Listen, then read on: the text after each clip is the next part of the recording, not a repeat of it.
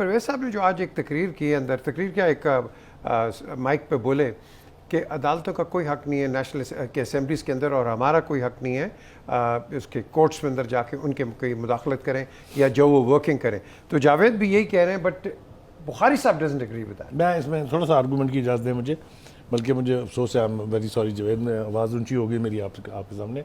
गुजारिश ये है कि दोनों सूरतों में, चाहे वो नेशनल असेंबली थी चाहे ये थी, पहले पार्लियामेंटेरियन गए हैं कोर्ट के पास, दोनों ने वहां से इंजेक्शन लिया है, वहां से ऑर्डर पास हुए हैं कि आप ये इलेक्शन कराएं। सो अगर अदालतों की मुदाखलत भी है तो उसके जिम्मेदार भी हमारे पार्लियामेंटेरियन है। बिल्कुल ठीक। And once they the courts issue orders, उसकी इंप्लीमेंटेशन आईनी जिम्मेदारी है, चाहे वो असेंबली है, चाहे वो पार्लियामेंट है, चाहे वो नेशनल असेंबली, जो भी है।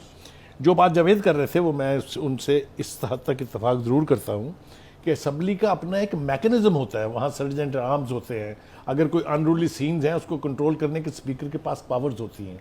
लेकिन यहाँ अनफॉर्चुनेट सिचुएशन ये थी कि डिप्टी स्पीकर और स्पीकर की ठनी हुई थी।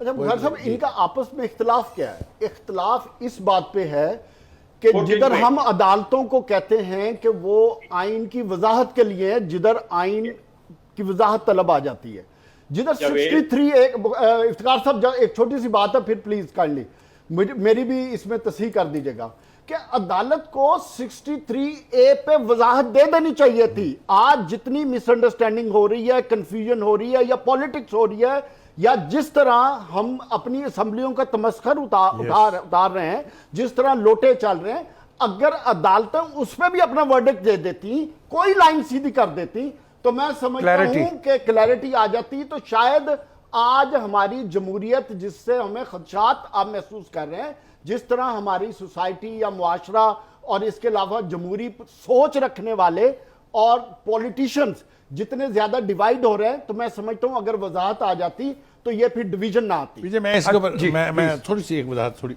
दोनों ही शक्लों में आर्टिकल 63A चैलेंज हुआ है, सुप्रीम कोर्ट के पास पड़ा हुआ है, लेकिन इसके बावजूद सुप्रीम कोर्ट ने भी और लाहौर हाई कोर्ट ने भी ये कहा कि किसी को वोट देने से आप नहीं रोकेंगे। जो 63A की स्पिरिट है वो ये है कि वंस किसी पार्टी का रुकन अपने पार्टी के हेड की मर्जी के खिलाफ vote they, he ceases to be a member of the national। ये सजा मौजूद है। अब इशू वहां पर सुप्रीम कोर्ट में यह है कि वो 5 साल के लिए डिस्क्वालीफाई है या लाइफ के लिए डिस्क्वालीफाई। लेकिन खालिद साहब, अगर एक आग लगने वाली है, आग लगने से पहले हमें उस चीज का सद्देबाब करना है या वेट करना चाहिए कि आग लग जाए, उसके बाद हम फायर ब्रिगेड लाएंगे? You're an expert on this, please आप इसकी क्लैरिफिकेशन दें कि आज ये जो तीनों आप बात कर रहे हो, हिस्ट्री के अंदर तो ये कहा जाएगा कि नेशनल असेंबली के इलेक्शन सुप्रीम कोर्ट ने कराए और पंजाब असेंबली के इलेक्शंस हाई कोर्ट ने कराए। Will it not go into history? So what do we do ahead? आगे क्या करें हम? आगे आप अपनी अकल का इस्तेमाल करें, आइन का एहतराम करें, आइन में जो तरीकाकार वोट ऑफ नो कॉन्फिडेंस का लिखा है उसको मान और अन तस्लीम करें, और उसके रास्ते में जो चीज भी रुकावट आएगी उसका फैसला फिर अदालतें ही करेंगी। ठीक है, हमें अपने रवैये को देखना चाहिए। फिर आप आर्टिकल 69 की क्लैरिफिकेशन कैसे करें? 63A को निकाल देना। फिर आप नहीं, मतलब देखें, इसका एक अनफॉर्चुनेट बात ये होगी कि बताना चाह रहे हैं, जो भी पार्टी का था माफ, जो भी पार्टी ये समझेगी कि मैं हार रही हूं, वो फिर वहां यही तमाशा लगाएगी national assembly. This is the point. Look, gentlemen, the point is very simple. Respect the constitution. जो इक़्तिदार तुम्हें मिलता है, जो झंडे पे तुम्हारे वो लगता है ना फ्लैग, और जिसके तुम फायदे उठाते हो, वो आइन के ताबे मिलता है। और आइन में इख्तलाफ जब पैदा हो जाए किसी की पोजीशन के बारे में, तो आइन ने लिखा है कि उसको हटाने का तरीकाकार क्या है, और जब उस तरीकेकार के रास्ते में आप रुकावट बनेंगे तो फिर यही होगा कि अदालतें मुदाखलत करेंगी। ये नहीं हो सकता कि आप कह दें कि हम अपनी मनमानी करेंगे, चूंकि हम असेंबली के रुकन हैं तो हम अपनी मनमानी करेंगे। ऐसा नहीं हो सकता। अगर ऐसा होगा तो फिर ये फसाद बढ़ जाएगा। लेकिन इतना अगर ये इफ्तिखार साहब, simple- एक सेकंड, इफ्तिखार साहब, ये एक आपकी बात in theory is absolutely great. ये- आपकी हर हुकूमत एसआरओ पे, पीसीओ पे और आके मैं ऑर्डिनेंसेस हर- पे चलाते हैं। नहीं बैठा। I am talking about the events which are taking place in my country nowadays. Okay, what was in the past, what will come into the future, I am not concern with it. क्यों जावेद?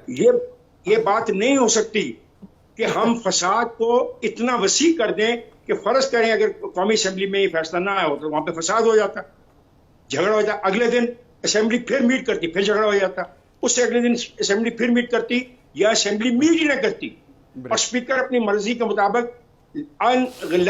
उतना ही एक फैसला कर जाता, गैर मुइना अरसे के लिए असेंबली को सस्पेंड कर देता, फिर क्या करते? वोट्सों की तादाद जो है ये कभी भी ट्रांसलेट नहीं होती इन टर्म ऑफ वोट और एट द बैलेट।